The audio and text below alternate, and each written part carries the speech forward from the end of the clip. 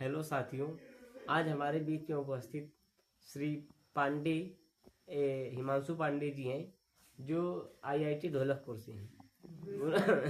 उनका मैंने आज डिसिप्लिन नंबर के लिए थोड़ा वो नाम हम दे दिया है। तो आज इनसे कुछ शर्तें हैं कि मुझे एक चाय, छोला समोसा प्लस बिस्किट भी खिलाएंगे, तभी इनका मैं आगे कुछ सहयोग कर पाऊंगा। अब ये इसके लिए प्रस्ताव अपना प्रतिष्ठा ग्रहण करें और प्रवचन इनके लिए ग्रहण दीजिए। ठीक है, ठीक। नहीं बताओ कि मैं ये खिलाऊंगा। हाँ, खिला दूंगा जो जो कहो। क्या क्या खिलाओगे? बताओ जो जो तुम कहो सब, बस। क्या क्या खिलाओगे? नाम बताओ। ना हमको नहीं पता, बस। कहो चाय,